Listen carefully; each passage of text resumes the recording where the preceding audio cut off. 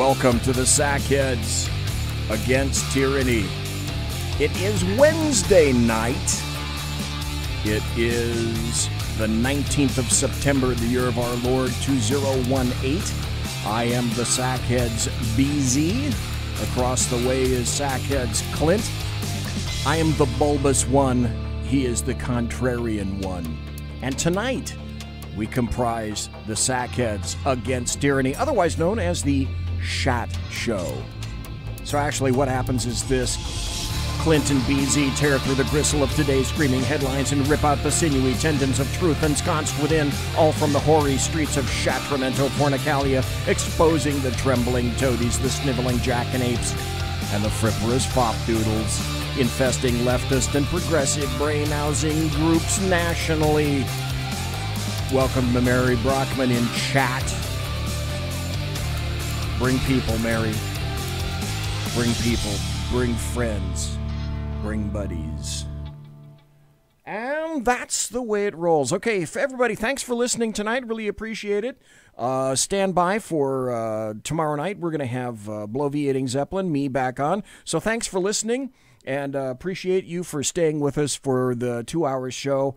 And really, really appreciate it. And so we're going to play the outro. Oh, we just started, didn't we? Yeah. What are you doing? What are you even doing over there? I know, it's kind of weird, isn't it? And I got to move this. I got to move this keyboard so I can't that I even can see pull you. the. You yeah, have so these I'm, big-ass screens. I know. You have like a shield. I'm pulling the mic over here so that I can actually look at you. You're like in a booth. I see like half of your face. I know. And I know. I still. We need to elevate. Okay, so I have an idea. I have not figured out how to make all this GURP work. I mean, folks, you can't see it, but there's two big-ass Spectre screens in front of us right now. Oh, yeah. Spectre, that was a James Bond evil thing, wasn't it? Spectre? It was also a Scooby-Doo ghost character, right? There was the Spectre. Now, see, I never watched Scooby-Doo. What? No, no. What? No, I what kind of communist are you? And you're wearing red, comrade. I'm all in red tonight. Holy smokes. I know. Yeah. What's a mother to do? So to see you now, I either have to look up at the TV. That's what I have to do. Or look up at the monitor over here. Mm-hmm.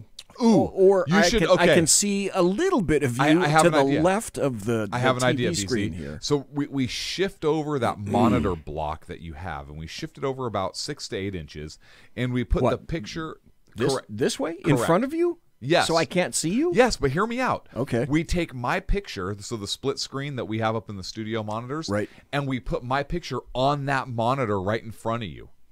Oh, so it's there all the time. It's a virtual me.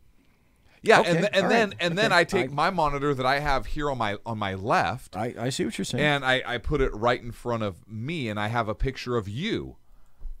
And we basically just stare at each other. Okay. So we don't need to look at each other anymore. No. We basically just stare at each other. Yeah, all we need to do is just, as long as we're seeing a facsimile of each other. Yes. That's good enough. And I'll tell you what, it's really, really, really connecting us with like the millennials. Because there's no face-to-face communication anymore, right? It's all like, like this, head in the phone, or it's via a screen. I think that would really bring us to the next level in terms of our show and ability to connect with the younger generation, because those are the minds we really need to reach. So hear me out. Here's a question. This just popped into my brain. Okay. Group right now. Mike just came into chat. Welcome to Mike. Hello, Good Mike. to see you. What if Apple comes out with a new phone that doesn't have a phone, but you can still text? Because I don't know if you know it or not. Maybe you can ask your kids. Well, they're not Gen Zs. What are your kids now? Gen Zs are the newest generation that I'm aware of. Is there a newer generation than Gen Z? Because your kids are like 8. Look.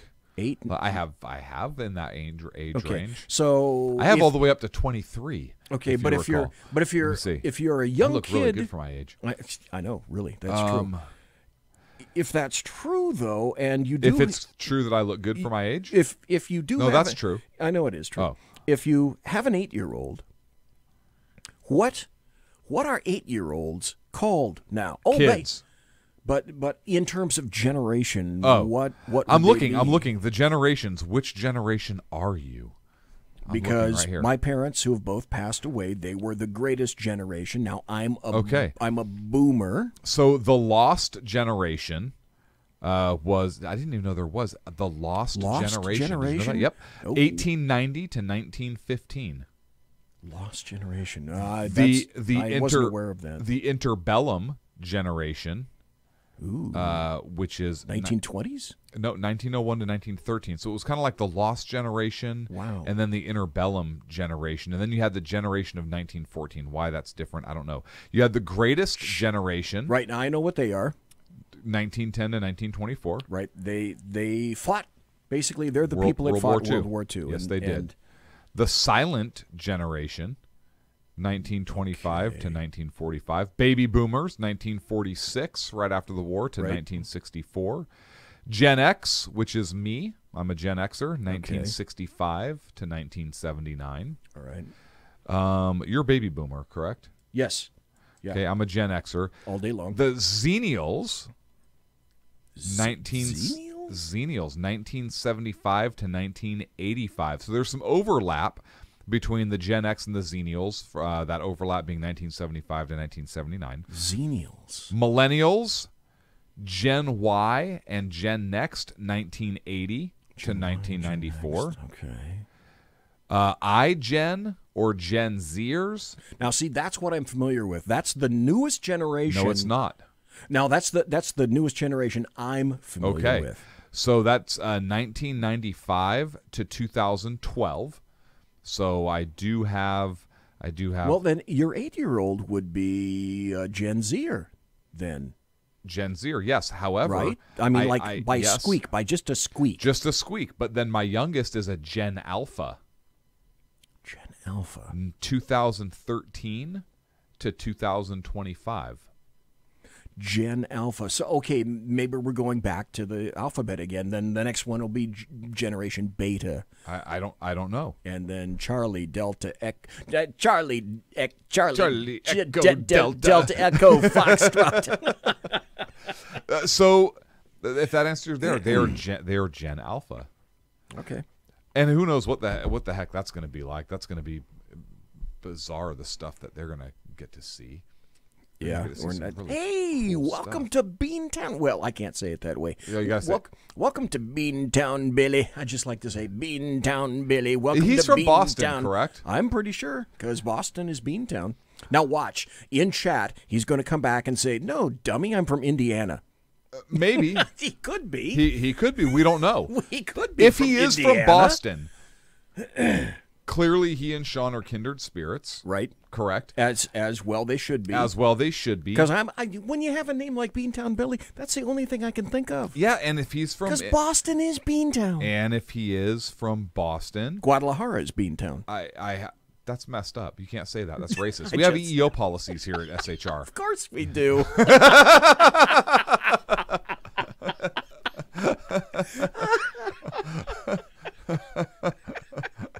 God damn. Fuck, now I have to put you on notice, BZ. I know I'm going to get I'm going to get an NOV for that.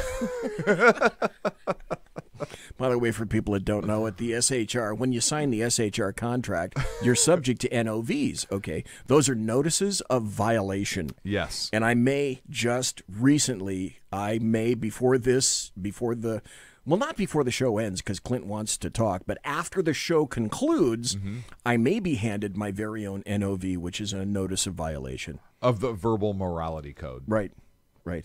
I forget what name page. The movie. Name the movie. Verbal morality. John Spartan, you're fined X number of credits for violation of the verbal morality code. Oh, damn it, John Jim. Spartan, you are fined. Oh. Anyone in the chat room? Anyone?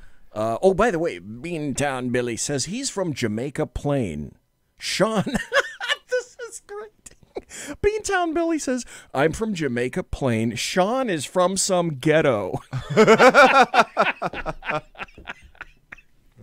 Beantown Billy, I love you already, dude. That's funny. I have no idea where Jamaica Plain is. No, I don't either. By the way, hey, Beantown Billy, where is... Demolition Man. Go ahead. Demolition Man. Yeah, that was the name of the movie that it was from. John Spartan. Demolition Man. Wesley Snipes, Sylvester Stallone. Sylvester Stallone. Yeah. Okay. All right. See, now, I'm fairly good with movies, but... apparently not. I missed that one. How did you miss that one? Somehow, I Jamaica guess... Plain's in Boston.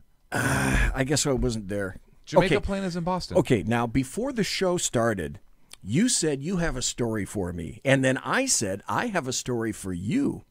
So folks always know that I love Clint stories. So Clint, yeah, but I told you this isn't a great story. It's not a first person. It's not a first person. It's not a Clint first person. No, it's a story that was related to me from a friend of mine, and it's just gonna piss you off. But if it's told by you, that's what makes it an official Clint story.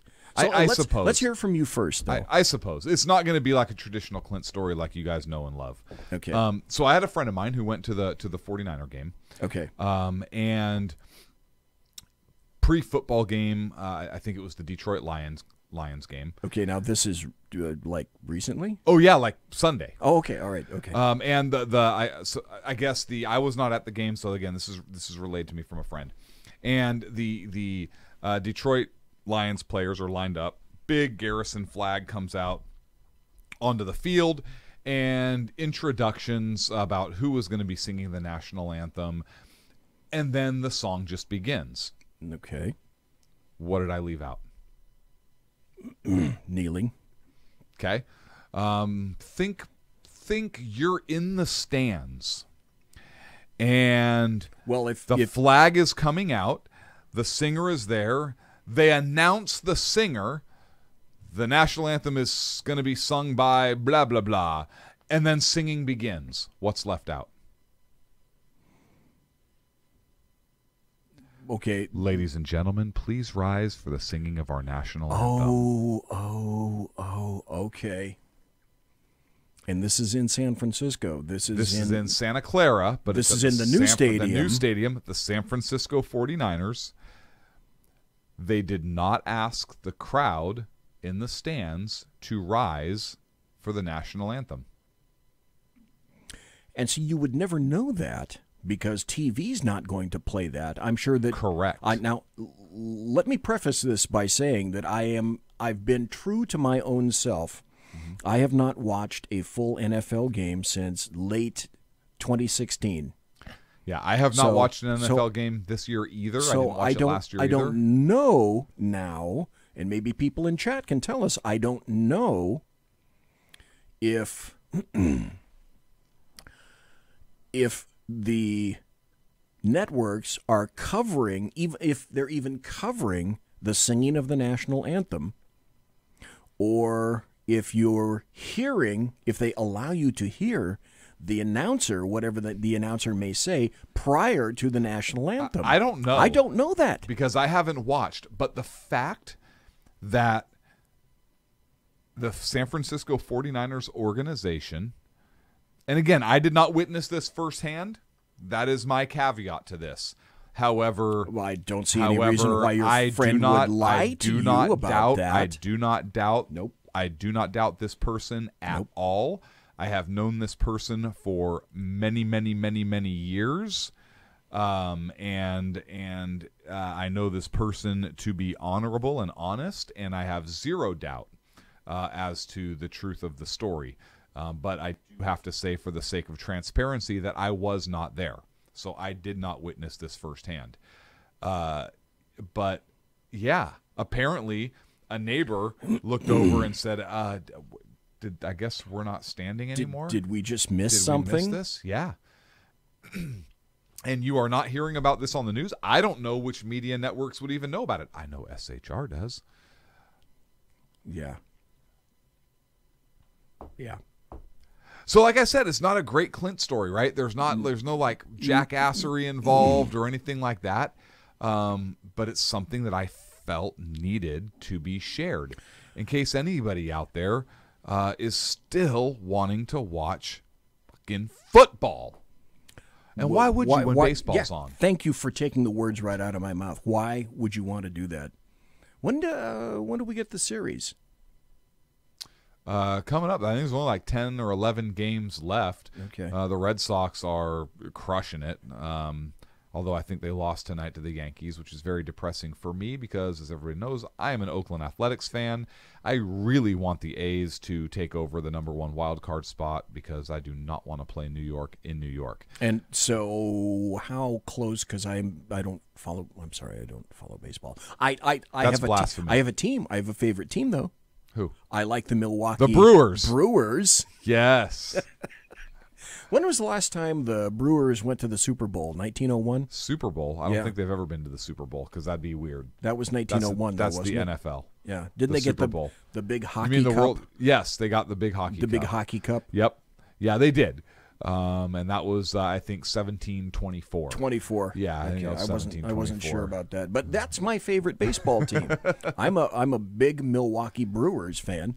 Because of the beer? It's too bad that Kettle One doesn't have a baseball team because then they would be my new. What if Diet Pepsi had a baseball team? What if Diet Pepsi had a baseball team? What would they be called? The Flaming Hares?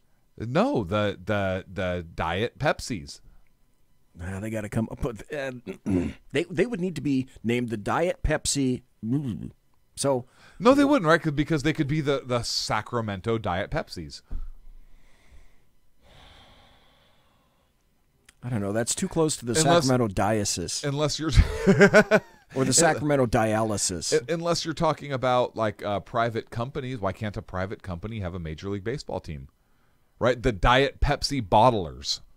Well, you remember RoboCop was corporate sponsored. Yes. Out of RoboCop originally was in Detroit. Yes. And the original RoboCop, the first, the Omnicorp. Was it Omnicorp? It was Omni. God, that's good. Wait, you deserve a bell for that one. Thank you. Omnicorp. And who played RoboCop? Because I can tell you, he was also in one of my favorite camp movies of all time, The Adventures of Buckaroo Banzai. Oh, Peter Weller. Peter Weller, that's right. Murphy. It was Officer Murphy. He was off, and that cute little 80s hottie that was his partner that got shot. And I can't think of her name. I can picture her. I can picture her as well. But I can't think of her name. I just cannot think of her name. Okay, I have a story. Okay. Now, I need to preface this to remind everyone that you have a motorcycle. I do.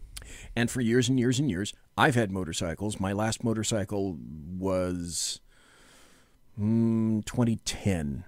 I had a Yamaha TW200, which was an enduro kind of motorcycle. And I almost killed myself on that. And I figured, okay, I think my time on motorcycles is up. So before that, though, I had a 82 BMW R100 RT. Beautiful, gorgeous motorcycle. And we had BMW Motor Talk about a month and a half ago. Yes, we did. Because you have a beautiful BMW motorcycle. Yeah, you have a K-Series, I think, right? No, I don't. I have an R1100 RT. R1100, okay. And it's this beautiful, like, red color, but it's not like red. It's kind of a beautiful, muted, really nice, classy BMW color. Amaretto Rot. Rot. That's the name. That's how you. What I say rot because. Well, I know because that's how it's spelled. Right. Auf Deutsch es rot. So here's and I want to find out: would you do this? Probably. Really? Probably. Really? If you have to ask if I would do something, the answer is going to be probably. And Sean can verify this. Because my mantra in life has been, what could possibly go wrong? Okay. That's the name of the book. It's the name of my book. Yeah, it is. Because I'm going to ask you a question. Sure. And the question that I'm going to ask is, would you do this? Would I do what? Okay. So here's a story. I just was poodling around in motorcycles, and then I came across this site called Interesting Engineering. Okay. And the title, the headline is this: BMW unveils autonomous motorcycle that aims to make riding safer. Now, it's not here, and I can't put it up on the screen. I've seen a picture of it. But it looks like it's one of their... looks like a Tron motorcycle. It looks like one of their adventure bikes. I call it the Tron motorcycle. And so it's not a street bike, but it's loaded with tons of those big square bags that you would put on an adventure motorcycle. And BMW makes a really big one that's really popular. Mm-hmm. I think it's a 1200 cc, if I'm not mistaken. Well, they make several. They make several of them. They make they had from a 650 single piston all the way up to the 1200. Oh wait, here we go. It's their GS. Yeah, bingo. You got it. BMW Motorrad has released a video of its new BMW R1200 GS. Okay, so it's a GS. Okay. Moving by itself around a test track. So I looked at that video, and it's freaky. This motorcycle is going in a turn around a circle, riderless, by itself. There's no outriggers, nothing like that. It's banking, it's leaning into the turn by itself. So I took a big cup of what the fuck when I saw that video. Right. And so the story says BMW is taking the safety of motorcycle riders to a new level by introducing self-driving technologies to its bikes. So there's the video. It was just released, and it shows this new BMW R1200 GS maneuvering around a test track without a driver. And I go back to the freaky, because that thing is really bizarre. The bike... This is the other thing. In that video that you can watch, the bike starts, stops, turns while it's leaning, and brakes all by itself. Self-driving technology has advanced at a rapid pace in the last few years, and its introduction to motorcycles would mean a much safer ride. So BMW says they want to increase rider safety. They said they've been working on the technology for over 2 years. They don't have plans to build a fully autonomous bike, but rather put features into a bike that would make for a much safer riding experience, offering more stability in critical riding situations. So question. Yes. Would you feel comfortable, okay, I'm not going to go to the autonomous part just yet. Would you feel comfortable with semi-autonomous technology in your BMW? Comfortable? It depends. Comfortable how? Like safer, comfortable, I suppose. Yeah. But here's the thing, like, and anybody that rides, I think can vouch. It's not about, like, you climb on a motorcycle, you know it's dangerous. Right? Right. And that goes without saying, and that's part of what you do. And part of the ride is being able to read the road and control your speed through the turn. Right. And because you're completely exposed to the elements. Yeah. And you're looking... And feel what the bike's doing. Yeah, exactly. You're brake looking on your own. You're looking for that atmosphere. Yeah, it is an atmosphere. I think an autonomous bike, even a partially autonomous bike, would take away from that. So it's good. I think it's good for some of those riders that like to split traffic at 70 miles per hour when traffic is on the freeway going 10. Right, those people are knuckleheads.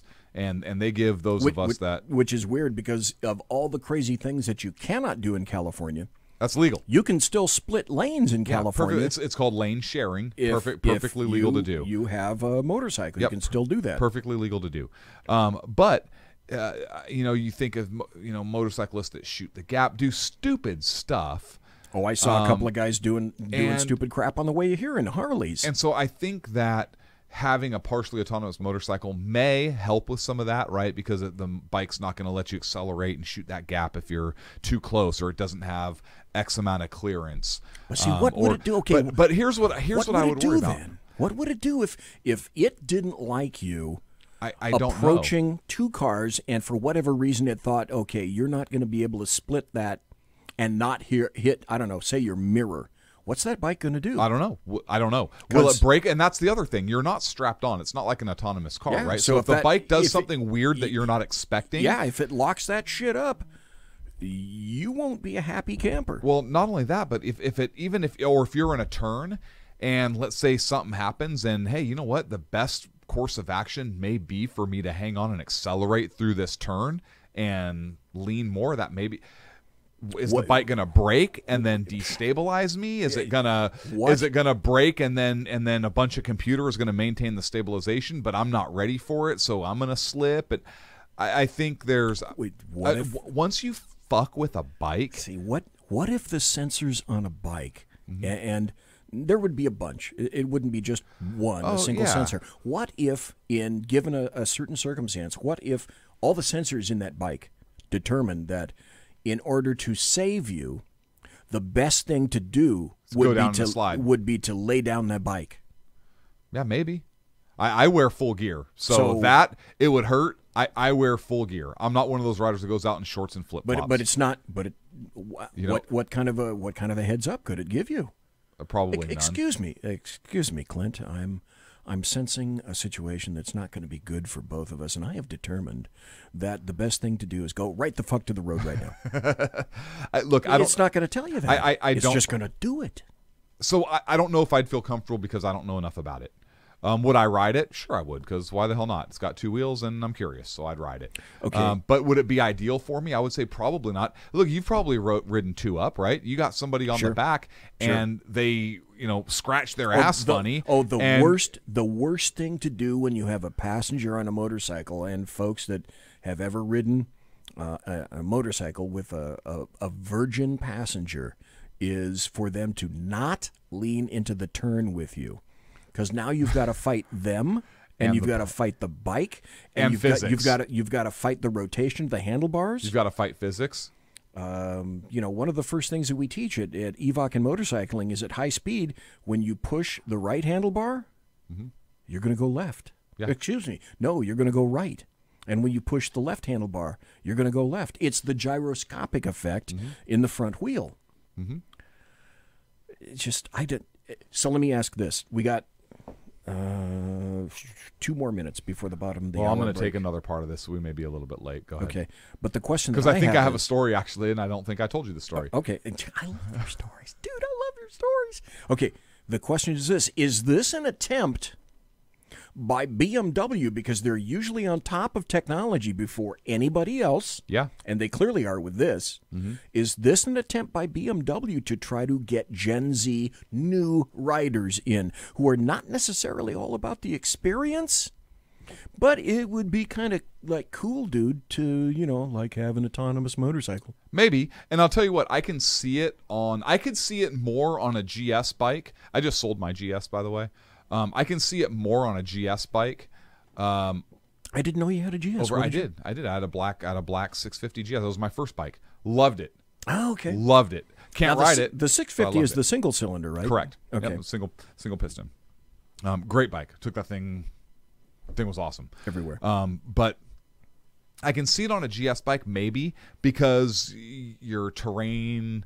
You're off-road, you're slipping, and so it gives you a little bit more stability. But I don't know, you almost got to be, you almost have to have a little bit of dirt riding ability on a GS also because of some of the terrain. Yeah, because of the places that you can more readily take that motorcycle than you can a strict, like that 6-cylinder K model. The one where you're driving your living room. Yeah, the K1600 I think is one now. It's like driving your living room couch down the freeway. Yeah. So did I tell you about the Harley Davidson shop in Asheville, North Carolina that I went into? No, but you're going to. Okay. So that's why I like Clint stories. I love Clint I can't believe I didn't tell you the story. So I love this story. I actually sent a picture to people. So I was in Asheville, North Carolina. Okay. And I was there with family. And one member of my family rides Harley Davidson, loves Harley Davidson. Actually, a couple of members of my family love Harley Davidson. Me and my brother love BMWs. But he wanted to go to a Harley shop, my father-in-law. Okay. Wants to go to a Harley shop in Asheville. Awesome. That's cool. Let's go to the Harley shop, right? Sure. It's going to be warm. It's going to be humid. Yeah, going to be nice. Pick my dad up something because he's a Harley rider also. Oh, there you go. Pick him up a nice T-shirt or a coat or something. Yep. So we roll in there, and we roll into the parking lot. And as we're coming up, there are at least 100, 150 Harleys out front. and it's a big Harley shop. Okay, and you're not in South Dakota right now. I'm in North Carolina. Okay, because I associate that with South Dakota. I am in North Carolina right now. This is all at the Harley shop, and there's a smoker out front and a band playing, and go around the back, and I'm like, holy shit, it's a rally. Oh, cool! And I bet it smelled. It smelled great. Oh yeah, it was awesome. It was actually pretty cool. Like, where's the ribs? So it's a big rally, and there's a big smoker. Like I said, all these people out, all these bikes, and there's some beautiful Harley Davidson motorcycles. There really sure there are. And so, and I have nothing against Harley. They're great bikes, and I don't like the riding position. I'm more comfortable with the Beamer. I like the performance of the Beamer, and I'm a Beamer guy. Well, the other thing is, I have to tell people that I'm a little short, fat dude, so I fit on a Harley because I'm a little shorter in the inseam. You're a 6'2" dude, so you can sit on top of an RTP or an RT much more readily than I could. When I was doing motors and stuff like that, man, I had to. I was doing the foot dab stuff. That's funny. So we roll around back and park where all the cars are parking, kind of way back in the back 40, and it dawns on me. I'm at a Harley shop in North Carolina, right? Surrounded by Harley guys. Okay. Harley gear everywhere, right? And I'm wearing. Go ahead. I am wearing a BMW Moto Rod shirt. Perfect. And I get out of the car, and I shut the door, and Boxwine looks at me, and she says, "Would you like to change your shirt?" Okay, you could have been wearing my hat because I have a T-shirt and a hat from BMW that says BMW Police Authority Motors. Yeah. So you could have been wearing one of those shirts or one BMW of those hats. And what do you think my response was? No. Absolutely not. No, hell. Fuck them. I'm not changing that Absolutely for not. I am going to walk into this fucking Harley shop with all these Harley guys at this rally with my not just BMW. There's no mistaking like maybe I have a Beamer car. It says BMW Moto Rod right across the front in big-ass letters. Can't get much more clear than that. With right above the top behind the neck, Ozzy's BMW on the back. Oh, dude. Oh, God. And I'm fist bumping you from here, dude. Yeah, and down the sleeve, BMW Moto Rod, right? And it was I rocked it, and I Ozzy. walked in. What a dude. And it was great, and I was laughing my ass off on the inside. And here's the thing, for those of you who don't ride motorcycles, why this is so funny. If you ride a motorcycle, you'll get why this is actually freaking hilarious and kind of ballsy. Yeah, because it's a community, but the communities sometimes don't get along, communicate so well, with each other. They can be a little, I don't know. Would it be proper to say a little insular sometimes? Yeah, like you have your BMW guys. Right. You've got your Harley guys. They're over there. And sometimes you'll get groups like... And then you get your rice burners over here. Yeah, like I'll ride with my family because they're my family, or friends that have Harleys because we know each other. And they're not going to give you crap. No. Your family. But if you get one or two Harleys and they're riding by a group of Beamer guys...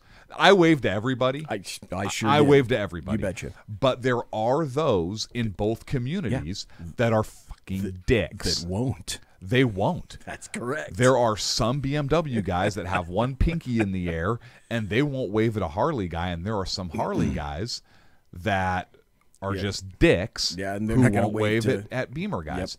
Or adventure guys or anything like that. And it's just one of those weird things. So you picture a guy in a BMW Moto Rad shirt walking into a middle of a fucking Harley Davidson rally at this big-ass shop, and it kind of sets the picture a little bit. But I got some looks. I bet you did. I got some looks. Now, but did you catch any crap, though? No, you know why? Because I made eye contact and I smiled. Okay. Perfect. You know how to read the human psyche. Yeah, I have a little bit of experience in that, right? Yeah. So make eye contact, and I did get mean mugged a couple times, and I made eye contact. I smiled, I winked, and I kind of laughed, and I kept walking. And just motor on, dude. Motor on. Took the fight right out, and they were just kind of like, "Fuck," you know. Hey, I got to say hello to AK Cog. That's the first time I've seen you in chat, so welcome to AK Cog. Welcome. And then I just like the fact that it's ACOG. Yeah, I know. I was thinking about that. So ACOG maybe that's what we'll call you from now on. We're going to call you are now officially known as ACOG. ACOG. Mm-hmm. So thanks for that. Anyway, not egg hog. No, ACOG. ACOG. Now, for Mary Brockman, maybe you can tell people what an ACOG is. It's a site. Yeah, it's like an open site, which has a reticle, etc. Oh, and Dave Milner. Welcome to Dave Milner in chat, and one viewer. Hi, viewer. So welcome to that. Let's take a break real quick. I think we're ready for a break. Come back, and I want to jump. There's a couple things I want to jump right into. Jerry Brown's batshit crazy. I want to talk about this harebrained idea that this crackhead has. Oh yeah, but there's and I don't mean crackhead legitimately. I meant like he has a crack folks, in his head because he's a freaking knucklehead. Clint meant crackhead, literally. Maybe I did. He meant maybe I did. And then I want to get into Trump and Kavanaugh as well. Conservative media done right. Nothing happened this week. You're to talk about. No. The SHR Media Network. Hey, it's Sean from the Sackheads Radio Show. Also one of the owners here at the SHR Media Network. Are you opinionated? Have you ever wanted to do your own show? Have you ever heard somebody like the Sackheads and go, yeah, I could probably do that better? Well, now's your chance. Send me a 5-minute clip at sackheadsradio@gmail.com, and maybe you can be part of the SHR broadcasting team. sackheadsradio@gmail.com.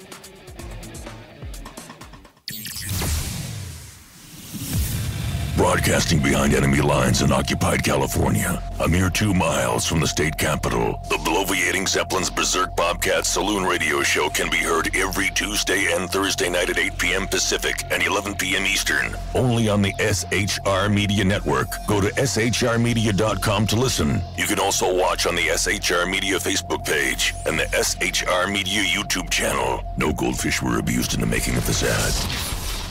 When dirty politicians, shadow governments, and deceptive Islam blind the world with fake stream media smoke, their only fear is one man with a cane. I'm Dave Milner. Join me through shrmedia.com, highplanestalkradio.com, and the Western Free Radio Network at Spreaker, YouTube, and iTunes for a different perspective weekly on the Unpleasant Blind Guy. And catch me on Jeff Mitchell's EDL Radio on blogtalkradio.com. There's no surrender ever, because truth is not always pleasant. Hey guys, it's Sackhead Clint. I'm excited to tell you about a brand new show here on the SHR Media Network. I'm teaming up with the one and only all-powerful, the bloviating Zeppelin, sitting here to my left, bringing to you a fresh new show here on the network. It's Against Tyranny. And we'll be picking up where the Sackheads left off. Excited to be with you, sir. Sackheads against tyranny. We're going to chat. We're going to chat Wednesday nights. SHAT. Sackheads against tyranny. Wednesday nights, 11 p.m. Oh, it's the same time, right? 11 p.m. Eastern, 8 p.m. Pacific. Same sack time, same sack channel. Yeah. SHRmedia.com. See what I did there? It's your business diva here, Melanie Collette. I am inviting you to a front row seat as I discuss some of the most intriguing details of wealth and finance with today's movers and shakers in the world of business. Listen in and discover financial truths on a global, domestic, and household scale. Uncover topics that will impact your wallet today and in the future. Money Talk with Melanie airs Monday through Friday, 5 p.m. East, 2 p.m. West, right here on SHR Media and High Plains Pundit Talk Radio. You can't afford to miss it. Human by race, Christian by faith, American by nationality, and conservative by choice. Reverend Ralph J. Chittum Sr. is the right guy on SHR Media from 8:05 to 9 p.m. Monday through Friday. And if on the rare occasion I am ever wrong, I will still always be right. The right guy on SHR Media. Hey, this is Michael Wright. And I'm Shannon Wright. Join us for The Right Way with Shannon and Mike, Monday through Thursday from 7 to 9 a.m. right here on SHR Media. Why are they joining us? For fun things like sports, politics. Oh, maybe some news and entertainment? And all kinds of other things. Money and recipes and events, all kinds of stuff. Yeah, so join us Monday through Thursday, 7 to 9 a.m. here on shrmedia.com. Hey, BZ. So, the plan's working. He got rid of Sacco. Sean is now stepping away. I never even saw him. And I know, and insidious. You know, we talked about this for for the last 3 years, and finally coming to fruition. You know, I'm still in the room, right? It's almost like he's here still. Did you hear that? Yeah, it's kind of. It's amazing. It's kind of at you. It's kind of eerie. Kind of a poltergeist. Like a poltergeisty thing. Yeah, sackheads against tyranny. You're listening to the SHR Media Network. Ladies and gentlemen, we are back. It's Sackheads Clint and Sackheads BZ. And we are back on the air. And Sackheads Clint is calling the president right now. Yes, Mr. President. As you can see. Yeah, hang on. It's for you. It's for me? It's for you. He actually wants to talk to me? Yeah. Okay. Can you take a message? Yeah. Hey, can we take a message, Mr. President? Yeah. He'd be amenable to that, I'm sure. Yeah. Hey, he's busy right now. Okay. Yeah, we know who this is. Yeah, right. whatever. Okay. Yeah. I'll talk to you. I gotta go. All right, bye. Okay, good. God, well, I know. It kind of, this every time. Look, he calls us kind of for poor advice. timing because it's almost 8:45, which means it's 23:42 on the East Coast. Look, you'd think this guy'd be in Betty by right now. We can only give him so much advice. You know, there's only so much we can tell him, and true. at some point he's going to have to start making decisions on his own. And haven't we asked him that at least for this 2-hour portion? I mean, he can call before. Yeah, you would have taken that call before. Absolutely. I would have taken his call before. Yep, I would have taken it before. But he can call after. During the show, because we know that he gets. I think people have said he gets anywhere from 2 to 3 to 4 hours a night. Yes. So yeah, I know he's busy. He's up in the middle of the night tweeting and whatnot. Hey, during the break, yes, you pointed out something very important to me. What I thought was very important in the process of trying to capture a new market. And I'm looking at the picture of it right now. Harley-Davidson is apparently coming out in 2020 with their own. You feature this, folks. It's going to blow your blockhead.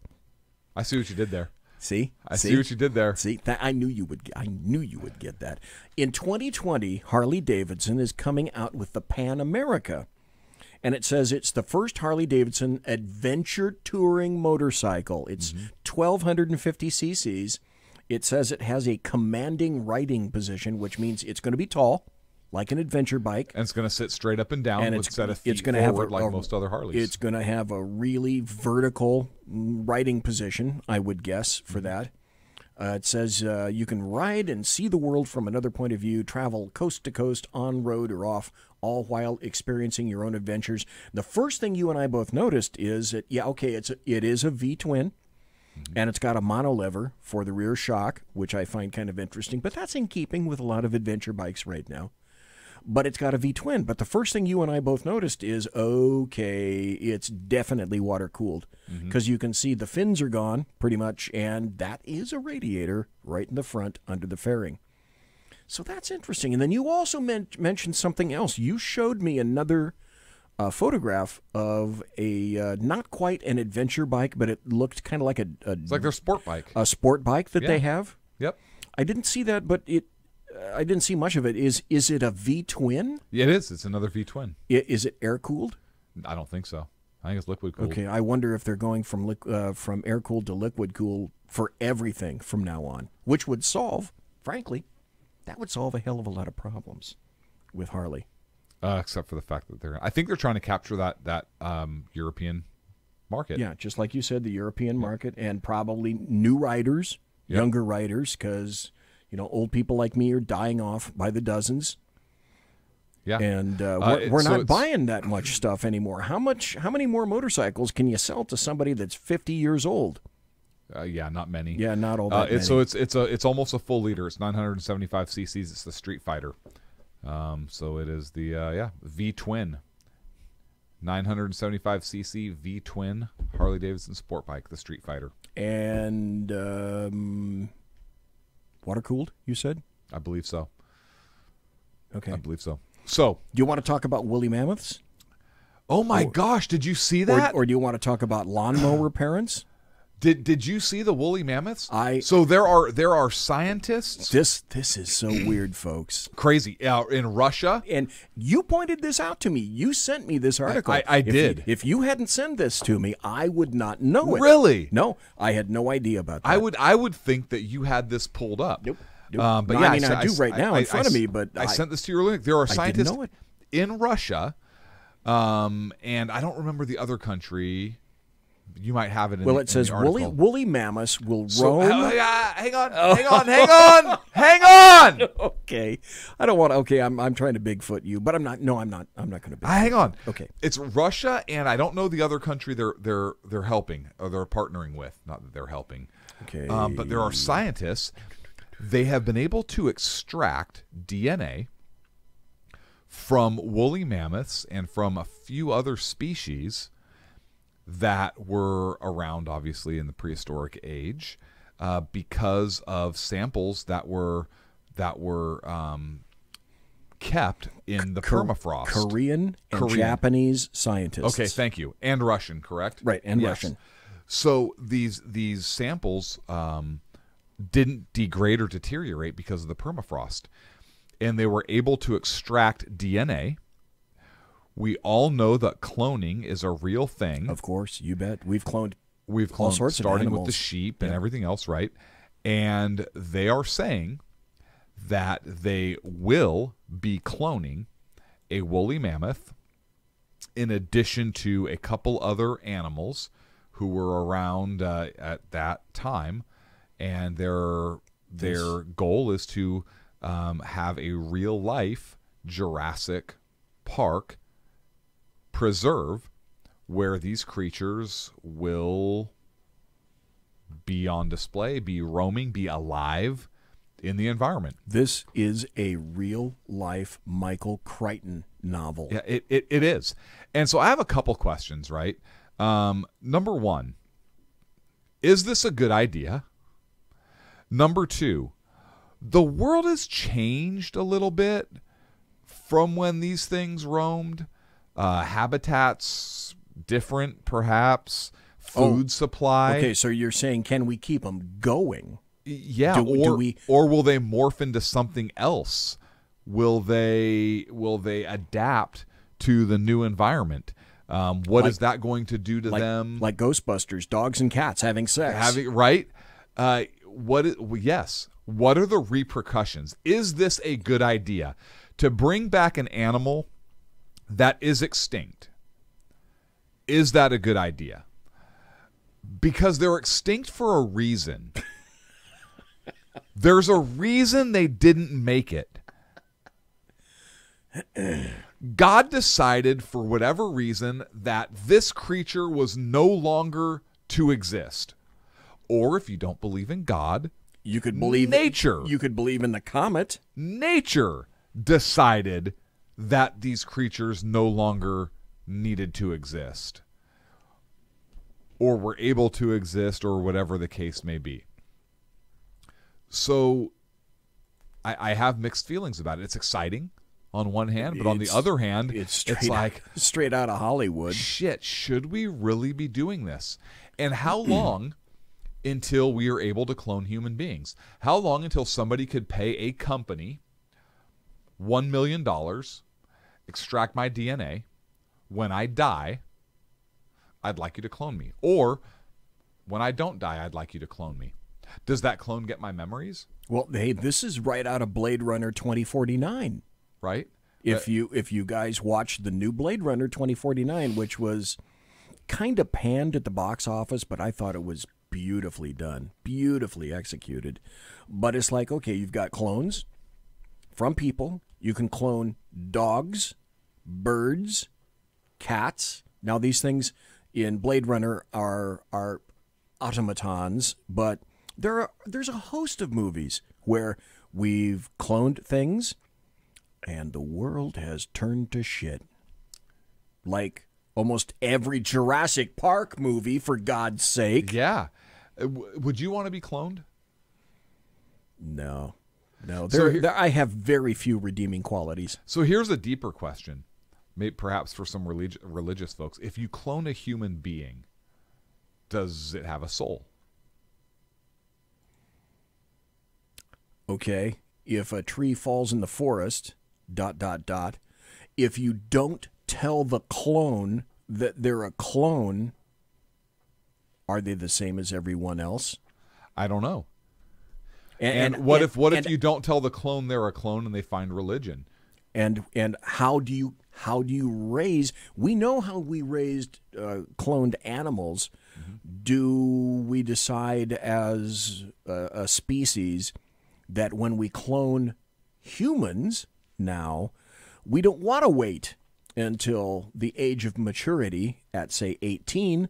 Let's say for whatever reason we're able to fiddle around with the DNA even more and decide that instead of waiting for 18 years for you to become more physically mature, we can create essentially an 18-year-old in 5 years. Yeah. And you don't tell the clone that it's a clone. There are so many mind-bending possibilities. I think there are some things we in human beings should just not fuck with. Well, and I think this is one of those areas. What did Stephen Hawking say about 2 years before his death? He said that AI... Did you see what I did there? Yeah, I did. Okay. I saw exactly what you did right there. Okay, that's one NOV for you, too. I got an NOV. You're getting an NOV for that one. Okay, now we're even. Okay, we're on an even playing field right now. What Stephen Hawking said before he died was, beware of AI. It will be the downfall of humanity. Have you seen the movie Upgrade? Yes. That was a movie that kind of slipped through the theaters. It did. And if I hadn't initially seen it during the day, I was bored one day and wanted to go see a matinee. Went to go see it, and it was so good, I said to the wife, I dragged her to go see the movie at night. I saw it again. I thought it was so good. It was good. So, folks, if you like science fiction... And can handle a little gore. And you can handle, there's some shooting and whatnot that goes in this. There's a couple pretty gory. There are some scenes in it, but it's a very intriguing premise in this movie.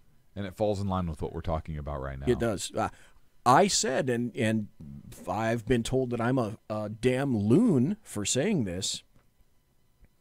That's not why you're a loon. I think that first I said in 50 years. I think it's going to be a lot shorter than that. I said in 50 years, we'll come to realize that one of the worst things we ever did is create the digital age, and that someone somewhere is going to send a very strong, unique individual back in time to attempt to kill Admiral Grace Hopper, who's the creator of COBOL, COBOL, which initially is basically, that's the beginning of the digital age. Admiral Grace Hopper was a genius, and she was the prime instigator for basically everything digital, because there isn't one digital thing that can't be hacked. Yeah. The second you make, you may or may not already know this, planes, aircraft, commercial aircraft, a 757 was found to have been given an uncommanded input, and it was from someone attempting purposely. They were in the plane attempting to get into the system, got into the system, and gave it a non-pilot commanded input, and it responded. That already occurred from an interior hacker.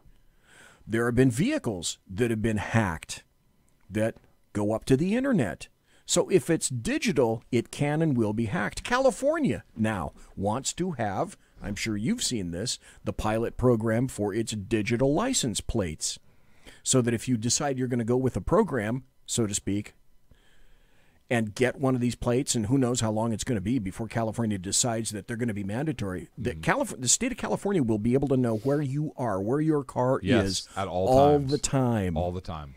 Do you really want to go there? Do you want to sacrifice everything in for the sake of convenience? You tell me one device. So let me ask this. This is listening to me all the time. There's an Alexa unit in the room right around the corner over there. It's listening all the time. And this thing is listening for me to say, hi, Google. Well, it didn't respond because apparently it didn't hear me. So I turned mine off. This is listening to me. All those other devices are listening to you. And if you think Google or Amazon or the creator of all of these things aren't storing everything you have, you'd be brain glazingly wrong. Yeah, this is why ads targeting what you like, what you focus on. Which is why you see them. So the moment you here's input the difference. Any information Here's the about difference that. with the license plate thing. You park your car into the garage. The license plate is constantly putting out information. It's an RFID chip. The license plate is property of the state of California. The vehicle is private property. The interior of your garage is private property. And if the government wants to get inside that garage, they need a fucking warrant to do so. So how are they going to get around the information that chip is putting out RFI and locating you while it's in your garage? How many people are going to want to drive around without license plates? There you go. Just because of that reason. Yeah, and I think that poses an interesting Fourth Amendment question. Yeah, it poses, as far as I'm concerned, it poses a threat. This is because an existential, thank you, threat. Law enforcement has to have a warrant to put a tracker on your vehicle. I am a big, massive believer in the Fourth Amendment. So hell yeah. So if law enforcement needs a warrant to put a tracker on your vehicle, then why would they be able to accomplish the same thing by requiring you to have a license plate? I think that's doomed to fail. I think that the state of California will lose that. Because there's no difference. I would like to think that. There's no difference. I would like to think that the privacy foundations... The state of California just got slapped down for you can't have a sign of that you sell handguns in your window. Oh, they lost... Did you see that? Yes. But they lost another suit. Damn, I can't... They lost that one, and there was another lawsuit that they lost terribly. Damn, now I can't think of Well, let's talk about batshit crazy Jerry Brown real quick. He wants to launch his own satellite. Oh. Like, not figuratively. Oh. Like, literally. No, he wants to be in the missile business. He wants the state of California to launch its own satellite so that we can prove climate change. How much money is that going to cost us? Well, we already have a bullet train. Yeah, winkety, winkety, wink. Hey, let me ask you this question. You may have seen this already. When you go down to Southern California, generally, do you go I-5 or do you sometimes go 99? I go air. Oh, that's right. Son of a bitch. Okay, well, let me tell you this. 4 or 5 months ago, right around in there, I was going down to Southern California. No, I went to Fresno. That's what it was. Oh, gosh. Yeah, a buddy of mine. Oh, Alan Thomas, who is, I may as well pimp my show right now. Tomorrow night I'm going to have this paranormal dude on who I've had before, Alan Thomas.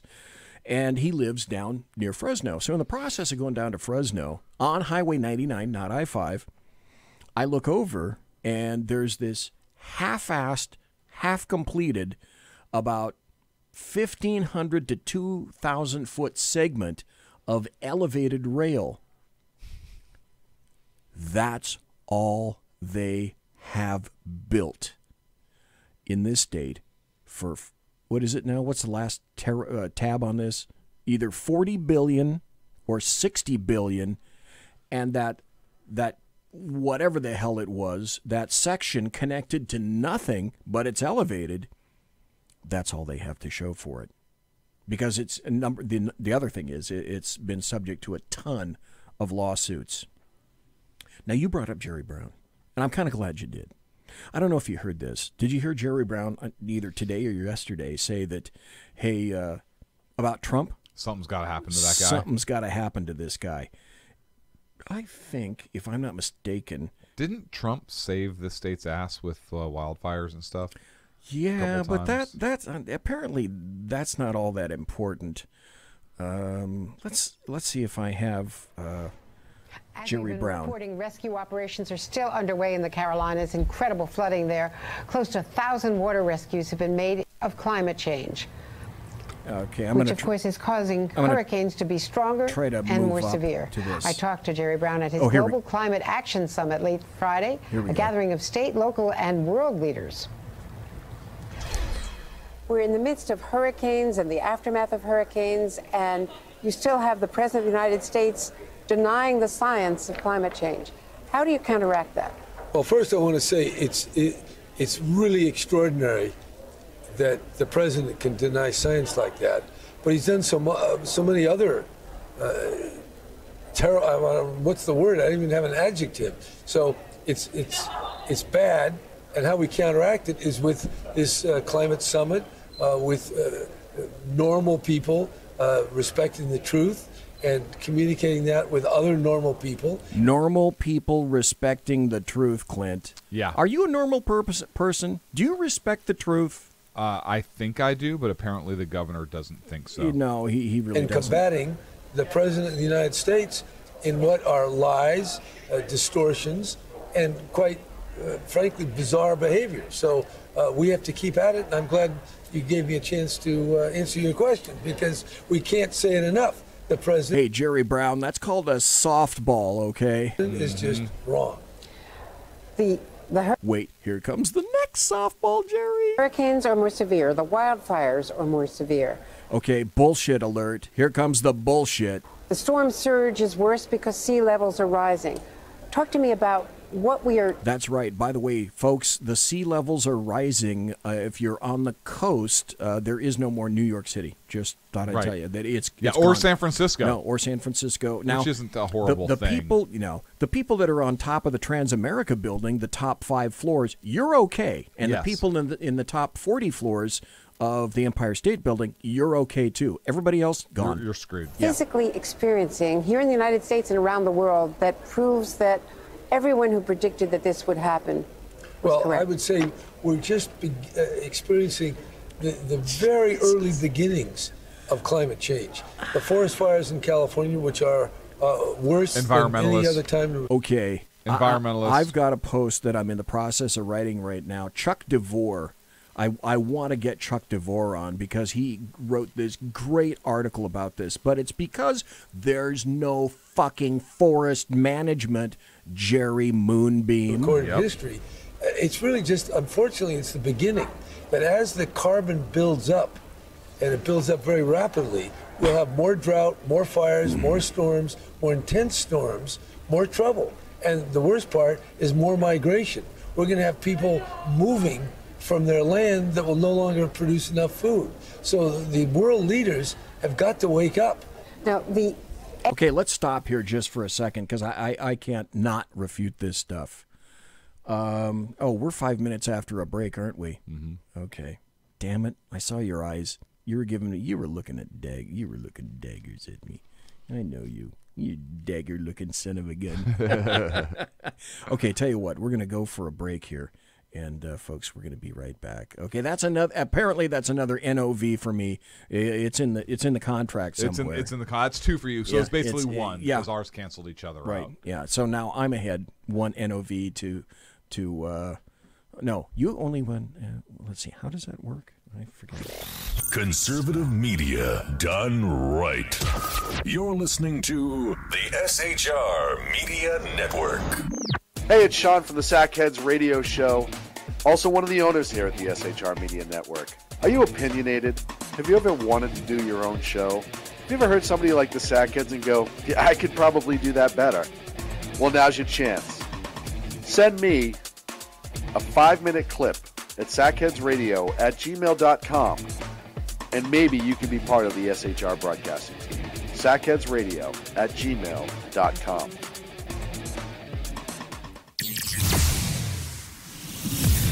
Broadcasting behind enemy lines in occupied California, a mere 2 miles from the state capitol, the bloviating Zeppelin's Berserk Bobcat Saloon radio show can be heard every Tuesday and Thursday night at 8 p.m. Pacific and 11 p.m. Eastern, only on the SHR Media Network. Go to shrmedia.com to listen. You can also watch on the SHR Media Facebook page and the SHR Media YouTube channel. No goldfish were abused in the making of this ad. When dirty politicians, shadow governments, and deceptive Islam blind the world with fake stream media smoke, their only fear is one man with a cane. I'm Dave Milner. Join me through shrmedia.com, highplainstalkradio.com, and the Western Free Radio Network at Spreaker, YouTube, and iTunes for a different perspective weekly on the Unpleasant Blind Guy. And catch me on Jeff Mitchell's EDL Radio on blogtalkradio.com. There's no surrender ever, because truth is not always pleasant. Hey guys, it's Sackhead Clint. I'm excited to tell you about a brand new show here on the SHR Media Network. I'm teaming up with the one and only all-powerful, the bloviating Zeppelin, sitting here to my left, bringing to you a fresh new show here on the network. It's Against Tyranny. And we'll be picking up where the Sackheads left off. Excited to be with you, sir. Sackheads Against Tyranny. We're going to chat. We're going to chat Wednesday nights. Sackheads Against Tyranny. Wednesday night, 11 p.m. Oh, it's the same time, right? 11 p.m. Eastern, 8 p.m. Pacific. Same SAC time, same SAC channel. Yeah. SHRmedia.com. See what I did there? It's your business diva here, Melanie Collette. I am inviting you to a front row seat as I discuss some of the most intriguing details of wealth and finance with today's movers and shakers in the world of business. Listen in and discover financial truths on a global, domestic, and household scale. Uncover topics that will impact your wallet today and in the future. Money Talk with Melanie airs Monday through Friday, 5 p.m. East, 2 p.m. West, right here on SHR Media and High Plains Pundit Talk Radio. You can't afford to miss it. Human by race, Christian by faith, American by nationality, and conservative by choice. Reverend Ralph J. Chittum Sr. is the right guy on SHR Media from 8:05 to 9 p.m. Monday through Friday. And if on the rare occasion I am ever wrong, I will still always be right. The right guy on SHR Media. Hey, this is Michael Wright. And I'm Shannon Wright. Join us for The Right Way with Shannon and Mike, Monday through Thursday from 7 to 9 a.m. right here on SHR Media. Why are they joining us? For fun things like sports, politics. Oh, maybe some news and entertainment? And all kinds of other things. Money and recipes and events, all kinds of stuff. Yeah, so join us Monday through Thursday, 7 to 9 a.m. here on shrmedia.com. Hey, BZ. So the plan's working. You got rid of Sacco. Sean is now stepping away. I never even saw him. And I know, and insidious. You know, we talked about this for for the last 3 years, and finally coming to fruition. You know, I'm still in the room, right? It's almost like he's here still. Did you hear that? Yeah, it's kind of. It's amazing. It's kind of at you. It's kind of eerie. Kind of a poltergeist. Like a poltergeisty thing. Yeah, Sackheads Against Tyranny. You're listening to the SHR Media Network. And so here we are back in the second hour. We have started the second hour. And we're going to finish up with Jerry Brown because he said some really stupid things. And then we're going to jump into Judge Kavanaugh. And literally,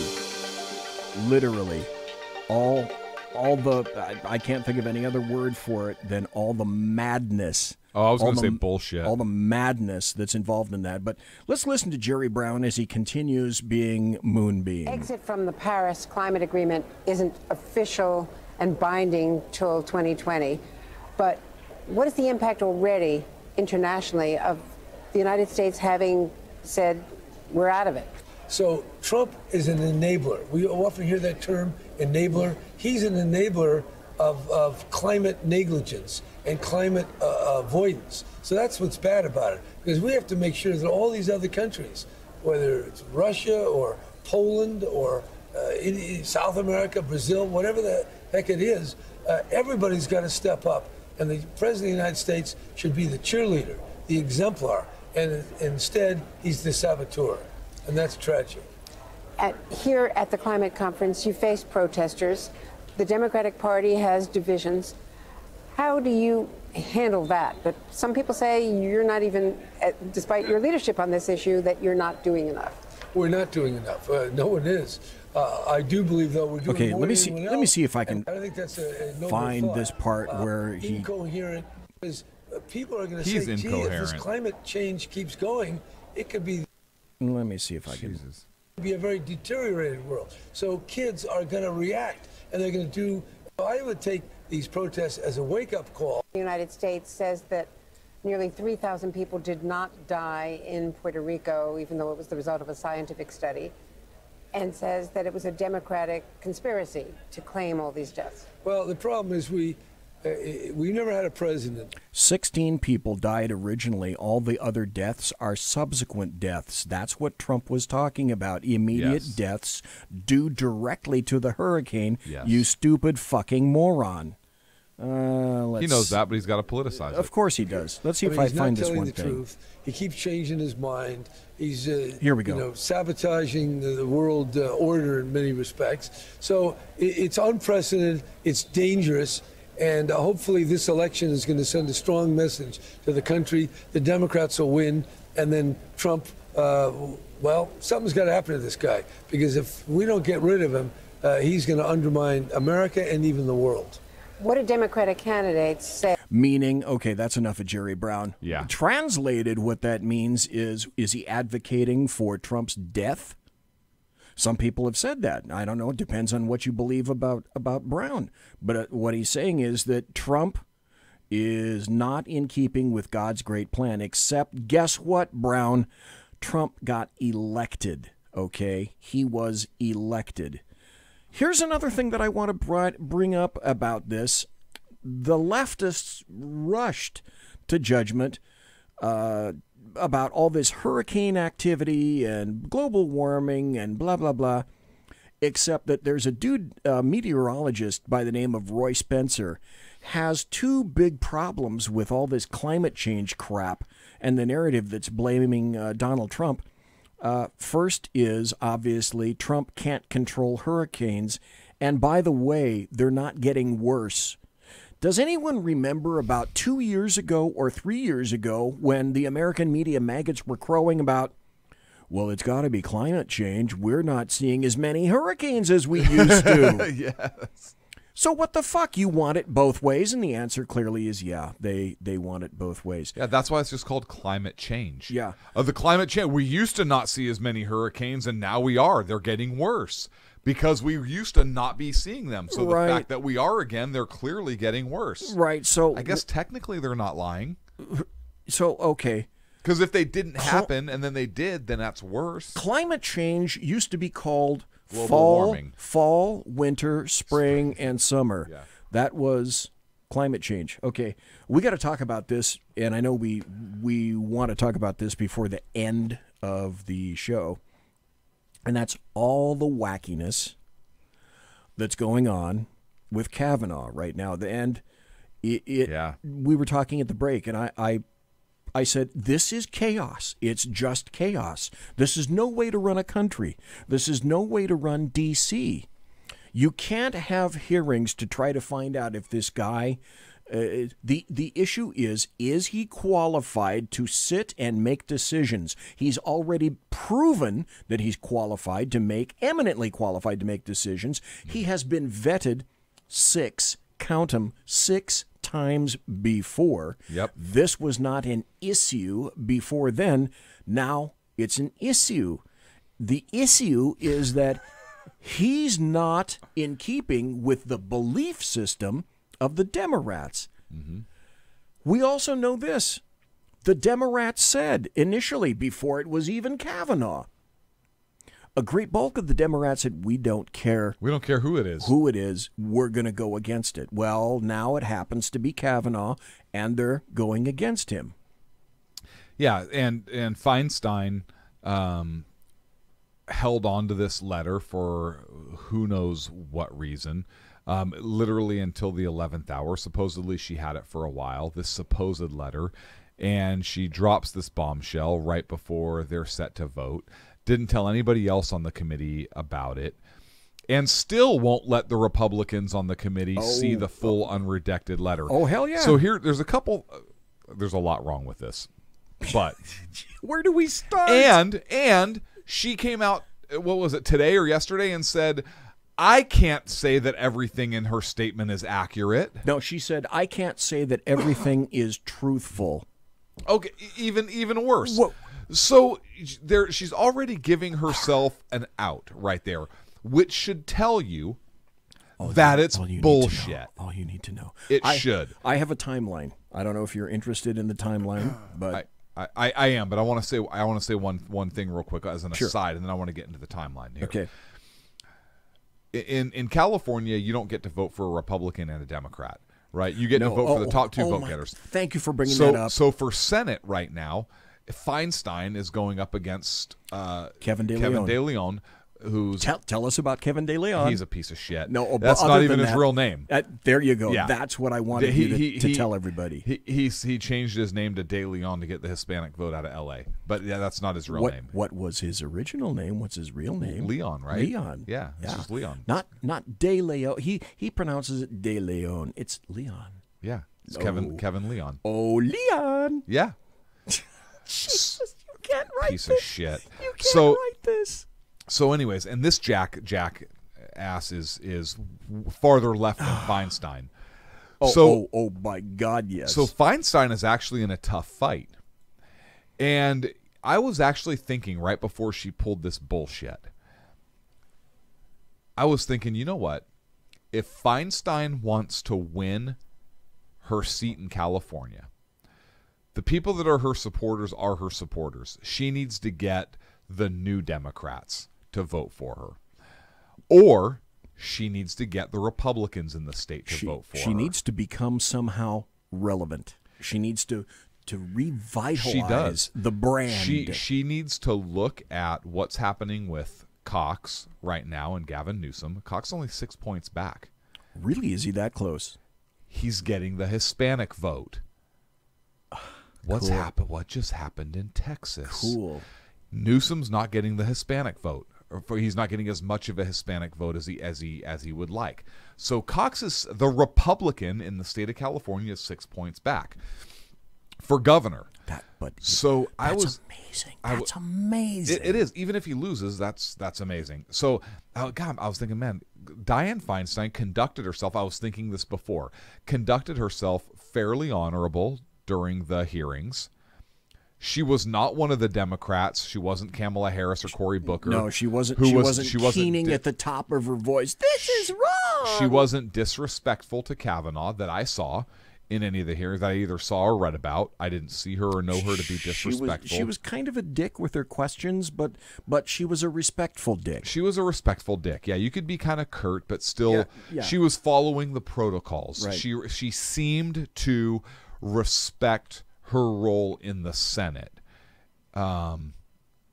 So when she pulled, and I remember thinking, wow, this is smart of her, because maybe she's trying to get that Democrat vote. She's still going to oppose them because she has to, but maybe she's going to try and pull some of the moderates. Maybe she's going to try and pull some of the Republicans, because they're sure as fuck aren't going to vote for De Leon. Guess what, Feinstein? I may fucking vote for De Leon now just to get your ass out of office and then deal with him in 6 years. So I love how you just gave me that look right there. I wish the camera was on your face.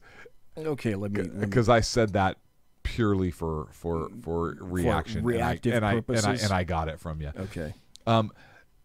And then she pulled this shit. Contrarian. Yes. Contrarian. Yes. That's why I typify you as contrarian Clint.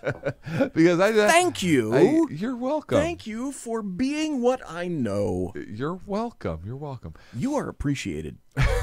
Don't think you're not appreciated, because I appreciate the hell out of you. The fucking look you just gave me it's true. was awesome. It's true. Just it's like I wish gave anybody. you. Here's what I gave you. What people didn't see is I gave you the CPL, which is the canine puzzlement look. You did. And the CPL goes like this.